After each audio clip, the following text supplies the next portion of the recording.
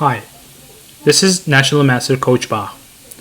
Today, I'm going to show you how to play against Stafford Gambit. First of all, what is Stafford Gambit? Stafford Gambit is one of the very popular in online chess, especially.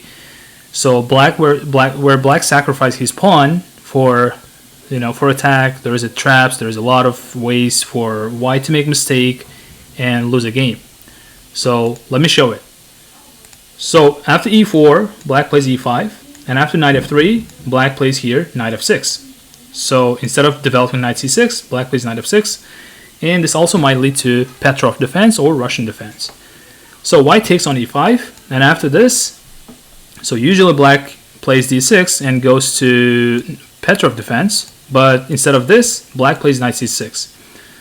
So black is offering knight exchange, and after white takes, black will take with d pawn. So here we have white has an extra pawn, but as you see, two bishops are open. So black is going to develop pieces really quickly, and just slightly mistake from white side would be really bad for the white, because there is a lot of traps in this variation. So I'm not going to over all of these variations. I'm going to show you how to play against this knight c6 move. Was an interesting response, d4.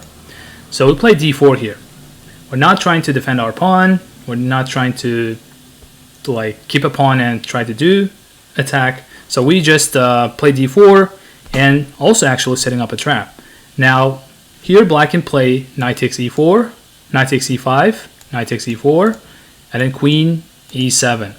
So let's go over first knight takes e4 move. If knight takes on e4, that would be actually a mistake, because white will play queen e2, attacking the knight. Knight is in danger right now. So if knight retreats back to f6, then knight just will capture on c6. That will be discovered check, and knight is attacking queen. So that's really bad for black, because black is going to lose a queen on the next move. If black will play d5, trying to defend the knight, trying to keep the knight on e4, then white will first capture on knight c6. And if pawn takes, then we just put pressure on this pinned knight by playing f3. We're attacking the knight, trying to capture his pawn, so the knight can't move back because of the pin. If queen goes to h4 check, that's not that dangerous. We just play g3, attacking the queen. So knight can't take on g3 because of the pin. Black is going to lose the knight on the next move. So knight takes on e4 is mistake. Now let's see what happens if they play knight takes on e5. Then we capture with d pawn, and if knight takes on e4, white plays here queen e2. So the idea of this move is to attack the knight, and also we as white trying to prepare castle to queen side. After knight goes to c5, we just develop our knight to c3. Let's say he plays very normal move, bishop e7. We play bishop e3, developing bishop and trying to castle to queen side. After black castles, we castle to queen side, and here white is planning to play f4, and if needed, g4, and attack on the king side. So white has here space advantage. White pieces better placed than black pieces. Black actually have a problem with coordinating his pieces, with developing. We have a rook on d1, which is kind of pinning the pawn on d7. This is not easy for black to play this position, and white has advantage in this position. Let's go back.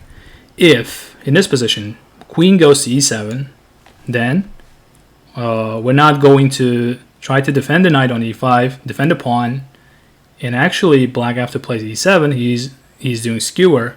If we capture on c6, that wouldn't be good, because black queen will take on e4, that would be check, and after we block, they will just capture with d pawn, and that will be even position.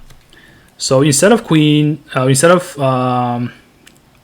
on c6, we play knight c3. So we're just giving pawn back, and if knight takes on e5, we take with d pawn, and if queen takes on e5, we play here f4. So immediately attacking the queen, chasing away the queen from e5, and at the same time trying to getting control over the center. Now if queen goes to a5, looks very normal logical move, trying to pin the knight and take on e4. Then we play queen d3. So queen d3 defends pawn on e4, and also we're trying to castle to queenside. We're preparing castle to queenside. If, for example, bishop goes to b4, developing, attacking knight, we just play bishop d2, defending and developing. If they play d6, trying to stop this e5 move, then we play queen g3, attacking on g7. So this is already not good position for black, and if they castle, we just castle to queenside, and we have really good attack against the king, so we have more spaces, we're controlling more spaces here, white piece is better developed, and we're trying to play a3 on the next move, chase this bishop away, or exchange on c3 and bring the bishop to this diagonal, which is really bad for black pieces, and that's why this position is already difficult for black. Thank you for watching.